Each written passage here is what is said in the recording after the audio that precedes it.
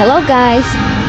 Ako ay pupunta sa airport para makita ko ang aking mga pamilya at para makasama ko na rin ang aking mga pamangkin.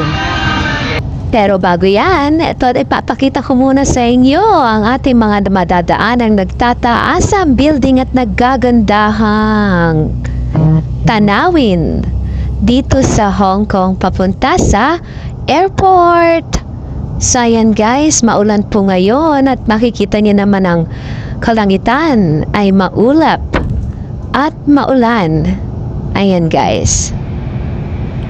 Enjoy na lang natin ang mga tanawin. Ayan. Mga kabundukan. Yan po ang ating mga nadadaanan sa papunta ng airport dito sa Hong Kong. Ayan guys, samahan niyo po ako sa aking biyahe.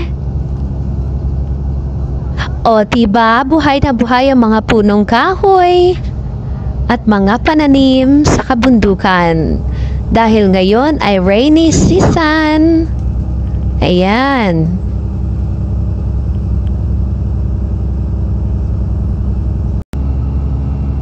At bukod nga sa mga kabundukan nating madadaanan ay nandyan din ang dagat. Kung saan ay makikita nating may mga buildings sa tabi niya. Nagtataas ang buildings. So ayan guys, nandito na tayo sa napakahabang tulay na nagdudugtong ng city papunta sa airport. So ayan guys, makikita nyo po sa karagatan ang napakaraming bangka. Ayan, mga barko. Ang ilan po dyan ay cargo ship na kung saan ay makikita nyo yung lulan nila ang napakaraming container van. Napakabilis nga din pala ng biyahe dito guys dahil bukod sa napakalawak ng daan ay talaga nga namang walang traffic. So kung trip mo ay bumiyahe ng bumiyahe, bumiyahe ng bumiyahe o road trip, ayan, dito ka na. Dahil siguradong walang traffic dito.